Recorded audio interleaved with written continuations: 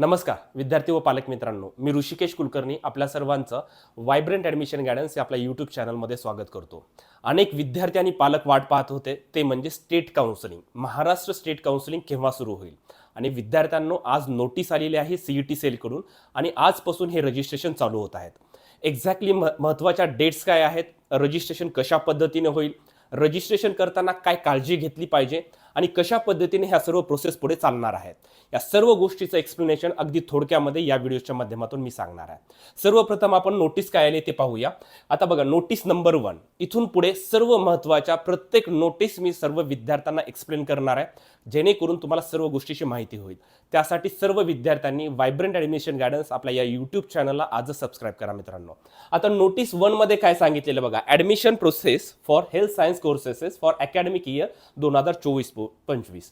आता याच्यामध्ये बघा हे कशासाठी आहेत हे रजिस्ट्रेशन एक लक्षात घ्या. काही विद्यार्थ्यांचे फोन येत आहेत, सर BDS साठी पण आत्ताच करावं लागेल का, BHMS साठी आत्ताच करावं लागेल का. मी जे कोर्सेस सांगतो अशा सर्व कोर्सेससाठी तुम्हाला आजपासून रजिस्ट्रेशन करावं लागेल. मग हे कोणते कोणते कोर्सेस आहेत तर एक लक्षात घ्या तुम्ही. आता पहा, यामध्ये MBBS, BDS, BAMS, BHMS, BUMS, BPTH, BOTH, BASLP and BP&O अशा सर्व कोर्सेससाठी महाराष्ट्रामधल्या सर्व गव्हर्नमेंट, सर्व प्रायव्हेट म्हणजे सेमी गव्हर्नमेंट कॉलेजसाठी तुम्हाला जर ॲडमिशन प्रोसेस करायची असेल तर अशा सर्व कोर्सेससाठी तुम्हाला हे रजिस्ट्रेशन करावे लागतील सर्व विद्यार्थ्यांना. मग तुम्हाला नीटमध्ये 720 पैकी 720 असू द्या किंवा नीटमध्ये तुम्ही नॉन क्वालिफाय म्हणजे 50-60 मार्क जरी असेल आणि तुम्हाला फिजिओथेरपी वगैरे अशा कोर्सेसला एलिजिबिलिटी लागत नाही तरी अशा विद्यार्थ्यांना हे रजिस्ट्रेशन करणं कंपल्सरी आहे. रजिस्ट्रेशन शिवाय पुढची ॲडमिशन प्रोसेस होत नसते.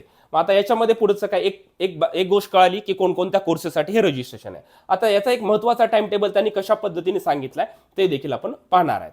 बघा, याच्यामध्ये आता महत्त्वाच्या गोष्टी सांगतो काय आहेत. Filling up the online registration form with all the relevant information and necessary fees is mandatory for applying for the admission. आता हे फॉर्म भरायचे याच्यासाठी एक फीस असते. ही सर्व विद्यार्थ्यांना फीस काय असू शकते ॲज पर माय नॉलेज. आता लास्ट इयरला साठी विद्यार्थ्यांना सर्व कुठल्याही कॅटेगरीचे विद्यार्थी असू द्या 1000 रुपये फी होती. That is non refundable fee. He fees काय तुम्हाला रिफंडेबल होत नसते. हे 1000 रुपये फी तुम्हाला भरावीच लागते CET सेलसाठी. CET cell is the conducting authority. हे admission process CET cell conduct करतात. त्यांच्यासाठी ही 1000 रुपये नॉन रिफंडेबल अमाऊंट सर्व विद्यार्थ्यांना पेमेंट करावंच लागतं. मग त्यांनी काय सांगितलंय, हे पेमेंट तुम्हाला करावं लागेल तेव्हाच फॉर्म पुढचा होईल. For applying admission to various health science courses including MBBS पासून ते अगदी सर्व कोर्सेससाठी.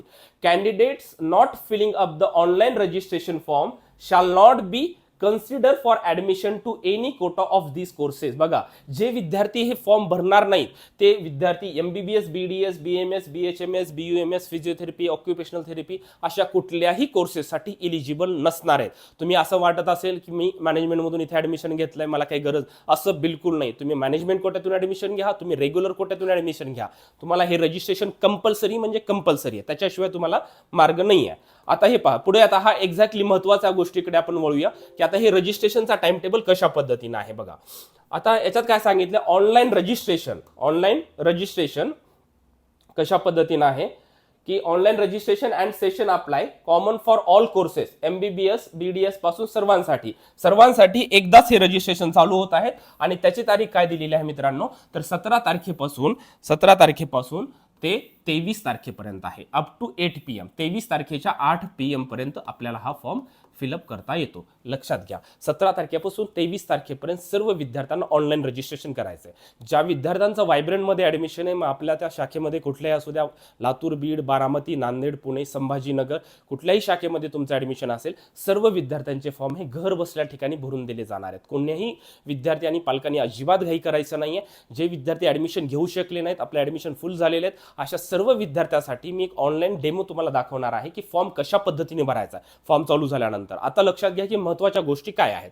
ठीक आहे, 17 तारखेपासून 23 तारखेपर्यंत आपल्याला फॉर्म भरायचा आहे. ठीक आहे, मग आता फॉर्म सोबत महत्त्वाचं काय असणार आहे, पुढची गोष्ट महत्त्वाची अशी आहे की payment of the registration fees through online payment. बघा, a candidate will be treated as registered for the process only after successful payment. Registration केल्यानंतर पेमेंट झालं तरच तुमचं रजिस्ट्रेशन झालं हे कन्सिडर होणार आहे. मग हे पेमेंट कुठल्या तारखेमध्ये करता येतं, तर सेम 17 तारखेच्या पासून ते 23 तारखेपर्यंत, फक्त 23 तारखेच्या रात्री 12 वाजेपर्यंत वेळ आहे. रजिस्ट्रेशनला 23 तारखेच्या 8 वाजेपर्यंत वेळ आहे, पेमेंटसाठी आपल्याला 23 तारखेच्या रात्री 12 वाजेपर्यंत वेळ आहे, परंतु कोणत्याही विद्यार्थ्यांनी शेवटच्या दिवसाची वाट अजिबात पाहायची नाही. ठीक आहे, मग आता हे झालं पेमेंट. पण आता पेमेंट झालं, रजिस्ट्रेशन झालं, पेमेंट झालं, त्याच्यानंतरची महत्त्वाची पुढची प्रोसेस काय असते, दॅट इज डॉक्युमेंट अपलोडेशन. मग काय म्हणलंय, uploading of colour scan copy of original requested documents on portal as per the list. मग सर्व डॉक्युमेंट अपलोड करण्यासाठी सेम टाइम दिलेला आहे, 17 तारखेपासून 23 तारखेच्या रात्री 12 वाजेपर्यंत आपण हे सर्व डॉक्युमेंट्स अपलोड करणार आहेत. म्हणजे आता काय महत्त्वाच्या प्रोसेस कशा आहेत. फर्स्ट प्रोसेस काय आहे, दॅट इज रजिस्ट्रेशन. हे सर्व बेसिक फॉर्म भरावा लागतो, त्याच्यामध्ये जसं आपण नीटचे फॉर्म भरले त्या पद्धतीने बेसिक रजिस्ट्रेशनचा फॉर्म असतो. हे रजिस्ट्रेशन झाल्यानंतर तुम्हाला पेमेंट करावं लागेल. फक्त पेमेंट करताना महत्त्वाचं लक्षात घ्या, ज्या विद्यार्थ्यांना नॉर्मल स्टेट कोट्याला अप्लाय करायचं आहे त्यांना 1000चं पेमेंट असेल, आणि ज्या विद्यार्थ्यांना मॅनेजमेंटमधून म्हणजेच IQ कोटा, इन्स्टिट्यूशनल कोट्याला जर तुम्हाला अप्लाय करायचं असेल IQ, तर त्याची फीस 5000 रुपये असते. मग अशा विद्यार्थ्यांनी जे मॅनेजमेंटला ऍडमिशन घेणार आहेत अशा विद्यार्थ्यांनी बोथ म्हणून एक ऑप्शन असतो, बोथ कोटा, मग तुम्हाला 6000चं पेमेंट करावं लागतं. त्यामुळे लक्षात घ्या, फॉर्म भरताना तुम्ही ज्या विद्यार्थ्यांनी ज्या विद्यार्थ्यांच्या मॅनेजमेंटचे आम्ही ऍडमिशन्स केलेत ते आपल्याला माहिती आहेत, परंतु ज्या विद्यार्थ्यांनी परस्पर ऍडमिशन केलेले आहेत अशा विद्यार्थ्यांनी फॉर्म भरताना आवर्जून सांगायचं की आम्ही मॅनेजमेंट म्हणजे IQ कोट्यातून ऍडमिशन घेत आहेत. अशा विद्यार्थ्यांनी सर्व विद्यार्थ्यांनी 6000चं पेमेंट करा. बाकीच्या सर्व विद्यार्थ्यांनी ज्यांना मार्क्स प्रमाणे ऍडमिशन घ्यायचंय अशा विद्यार्थ्यांना 1000चं पेमेंट आहे. मग आता हे पेमेंट झालं, रजिस्ट्रेशन झालं, पेमेंट झालं. मग थर्ड स्टेप काय आहे, दॅट इज डॉक्युमेंट अपलोडेशन. हे डॉक्युमेंट अपलोड, हे डॉक्युमेंट कशा पद्धतीने अपलोड करायचे, त्याची काय साईज असली पाहिजे हे देखील मी तुम्हाला सांगतो. पण ह्या 3 स्टेपमध्ये हे रजिस्ट्रेशनचा फॉर्म इन्क्लूड केलेला आहे. बस एवढंच महत्त्वाचं या गोष्टी आहेत. आता आपण हे सर्व पाहिलं, मग पुढे काय सांगितलेलं बघा. आता याच्यात एक सांगितलेलं आहे की above schedule may be change. AACCC हे काय आयुषचं ऑल इंडिया काउन्सिलिंग कंडक्ट करतं, किंवा सेंट्रल गव्हर्नमेंट आणि स्टेट गव्हर्नमेंट किंवा MCC यांच्या जर काही टाइम टेबलमध्ये चेंज झाला तर हा टाइम टेबल चेंज होऊ शकतो असं सांगितलंय, पण मोस्टली याच्यामध्ये काही चेंज होत नसतात. ठीक आहे, मग आता याच्यामध्ये काही इन्स्ट्रक्शन्स दिलेले आहेत त्यांनी. The schedule for subsequent CAP rounds of MBBS BDS सर्व कोर्सेससाठी CAP schedule for AYUSH courses will be declare in due courses. म्हणजे पुढचं कॅप राउंड आता रजिस्ट्रेशन झाल्यानंतर त्यांची चॉईस फिलिंग वगैरे ह्या सर्व कोर्सेसचा टाइम टेबल हे थोड्या दिवसामध्येच तुम्हाला पाहायला भेटणार आहे. काय म्हणलं, the candidate should upload the all requested original documents. It will be the sole responsibility of the candidate to upload all necessary documents and formalize himself with online preference filling system for the admission to health science. ह्याच्यामध्ये काही सांगितलेलं नाही, फक्त पुन्हा काय सांगितलेलं आहे की तुम्ही याच्यामध्ये फॉर्म भरताना रजिस्ट्रेशन झाल्यानंतर पेमेंट करणं महत्त्वाचं आहे, हे एक सांगितलेलं आहे. पुन्हा candidate belonging to reservation category must claim so in the application form before submitting the same. महत्वाचं आहे, ज्या विद्यार्थ्याची जी काही कॅटेगरी आहे ती फॉर्म भरताना तुम्ही सांगायचं. मी ऍक्च्युअली तुम्हाला एक डेमो पण दाखवतो फॉर्ममध्ये. फक्त आपल्या जी कॅटेगरी आहे ती तुम्ही फॉर्म भरताना व्यवस्थित सांगणं गरजेचं आहे मित्रांनो. आता एक कन्फ्युजन सांगतो, जे विद्यार्थी SEBC कॅटेगरीमध्ये, आता SEBC म्हणजे काय तर मराठा कॅटेगरीचे विद्यार्थी जे आहेत, तर असे अनेक विद्यार्थी आम्ही पाहतोय दरवेळेस फॉर्म भरताना कुठलाही फॉर्म असेल तर ओपन जनरल कॅटेगरी म्हणून सांगतात, काही विद्यार्थी सांगतात आमची EWS कॅटेगरी आहे म्हणून सांगतात, आणि सर्व झाल्यानंतर पुन्हा म्हणतात सर आमचा मराठा कॅटेगरी. आता हे जे SEBC मध्ये त्यांच्यासाठी वेगळा प्रवर्ग आहे, वेगळं आरक्षण त्यांना जाहीर झालेलं आहे, त्यासाठी वेगळे डॉक्युमेंट्स लागतात. आधी ते EWS मधून नाही चालणार. SEBC साठी वेगळं तुम्हाला caste certificate, caste validity, non criminal ह्या सर्व गोष्टी लागतात. आणि जे विद्यार्थी याच्यामध्ये येतात त्यांनी फॉर्म भरताना आपलीच कॅटेगरी सांगायची आहे, अन्य कुठलीही सांगायची नाही आहे. किंवा काही विद्यार्थ्यांचं NT1 असतं, NT2 आहे, हे जे काही तुमचं NT मध्ये आहे ते तुम्ही सांगणं गरजेचं आहे. सेंट्रलला हे सर्व विद्यार्थी OBC मध्ये येतात, परंतु आपण फॉर्म आता कशाचा भरतोय, आपण महाराष्ट्र स्टेटचा फॉर्म भरतोय. स्टेटमध्ये तुमची जी काही सब कॅटेगरी असेल ते तुम्ही सांगणं गरजेचं आहे. तुम्ही OBC सांगू नका. तुमचं जे काय असेल NT1 जे OBC मध्ये ते OBC सांगतील. बाकी जे NT1 NT2 जे ज्या कॅटेगरीमध्ये त्यांनी आपापली कॅटेगरी व्यवस्थित सांगणं गरजेचं आहे. खास करून मराठा कॅटेगरीच्या विद्यार्थ्यांनी ते सांगणं गरजेचं आहे. किंवा काही विद्यार्थी फक्त EWS कॅटेगरीमध्ये येतात तर त्यांनी EWS सांगणं गरजेचं आहे. जे आहे ते व्यवस्थित सांगणं गरजेचं आहे. फॉर्म भरताना त्यांनी तेच सांगितलं की तुमची जी कॅटेगरी ते सांगा आणि त्याचे बेनिफिट अवेल करा, हे ते फॉर्ममध्ये सांगितलेलं आहे. बाकीचं अजून पुढे काय सांगितलेलं महत्त्वाचं की बघा कसं असणार आहे, रजिस्ट्रेशन असणार आहे, पेमेंट असणार आहे, डॉक्युमेंट अपलोड आणि प्रिंट आउट. ह्या सर्व गोष्टी, हे प्रिंट आउट तुम्हाला पुढील ऍडमिशन प्रोसेसमध्ये लागतं मित्रांनो.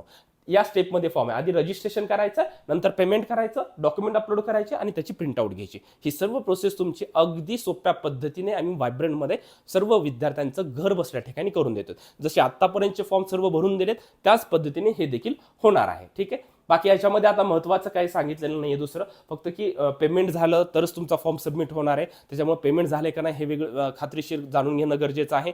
ह्या गोष्टी सांगितल्या. पुन्हा काय सांगितलं की the online registration process will be close on 23rd 8 वाजेपर्यंत हे रजिस्ट्रेशन संपणार आहे, त्याच्यानंतर तुम्हाला अजिबात रजिस्ट्रेशन करता येणार नाही. ठीक आहे, ह्या फक्त या गोष्टी इथे त्यांनी सांगितलेल्या आहेत, बाकी कुठल्या महत्त्वाच्या याच्यामध्ये नाही. आता फक्त डॉक्युमेंटबद्दल सांगतो तुम्हाला काय सांगितलं आहे. Candidate should upload the all requisite documents during online registration. All original document must be produce at the time of document verification process.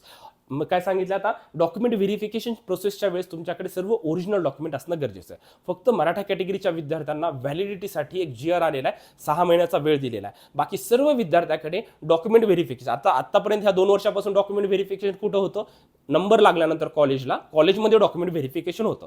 ज्या दिवशी तुम्ही ॲडमिशनला जाणार आहे तुमच्याकडे ओरिजिनल डॉक्युमेंट असणं गरजेचं आहे. शक्यतो सध्या फॉर्म भरताना एखादं ओरिजिनल नसेल तर त्याची रिसिप्ट तुम्ही अपलोड करू शकता, परंतु at the time of admission तुमच्याकडे ओरिजिनल डॉक्युमेंट असेल तरच ॲडमिशन मिळतं, अदरवाईज तुमचं ॲडमिशन कॅन्सल होतं. सेकंड राऊंडला तुम्हाला ओपन कॅटेगरीमधून इन्क्लूड केलं जातं. त्यामुळे सर्वांनी ओरिजिनल डॉक्युमेंट नसेल लवकरात लवकर कलेक्ट करायचं आहे. Please note that candidate must upload color scan copy of original document after the payment is successful made. Photocopies of document should not be uploaded. The size of the document must be less than 300 KB and the document must be uploaded in PDF format only. PDF फॉर्मॅटमध्ये आम्ही सर्वांचे PDF फॉर्मॅटमध्येच घेतलेत, otherwise आम्ही हे convert करतो आणि 300 KBच्या खालचेच document आपल्याला upload करावे लागतात. अशा पद्धतीने हा सर्व एंटायर टाइम टेबल आहे. सर्व विद्यार्थ्यांना लक्षात आलंच असेल. महत्त्वाचं काय आहे, रजिस्ट्रेशन, पेमेंट, डॉक्युमेंट अपलोडेशन, या 3च गोष्टी महत्त्वाच्या आहेत. सर्व विद्यार्थ्यांचं आम्ही हे करून देणार आहेत. पुढे चॉईस फिलिंग केव्हा चालू होईल, पुन्हा बाकीच्या गोष्टी कशा असतील हे पुढे आपल्याला लवकरच समजून जाईल. फॉर्म कसा भरायचा याचा देखील लाईव्ह व्हिडिओ मी तुमच्यासमोर लवकरच घेऊन येणार आहे. अजून फॉर्म सुरू झालेला नाही आहे, लवकरच तो फॉर्म सुरू होईल. अशीच महत्त्वाचे अपडेट्स मी तुम्हाला सांगणार आहे. प्रत्येक टप्प्याटप्प्याला तुम्हाला सर्व गोष्टी समजून जाणार आहेत, कारण की व्हायब्रंट हे तुमच्यासोबत एकमेव असं संस्था आहे की जे सर्व विद्यार्थी आणि पालकांसाठी अगदी तळागाळाला जाऊन सर्व गोष्टी सांगण्याचा प्रयत्न करतात. कारण की ही प्रोसेस विद्यार्थ्यासाठी नवीन आहे, ही प्रोसेस पालकांसाठी नवीन आहे. यातल्या सर्व गोष्टी माहीत असणं, सर्व गोष्टी फॉर्म भरताना लक्षात घेणं हे खूप जास्त गरजेचं आहे मित्रांनो. काही गोष्टी समजल्या नसतील कमेंट सेक्शनमध्ये मला कळवा. काही महत्त्वाच्या गोष्टी वाटत असतील कमेंट सेक्शनमध्ये सांगा, जेणेकरून मी त्यावर एक नवीन व्हिडिओ बनवण्याचा प्रयत्न करेन मित्रांनो. तुर्तास धन्यवाद. Thank you so much.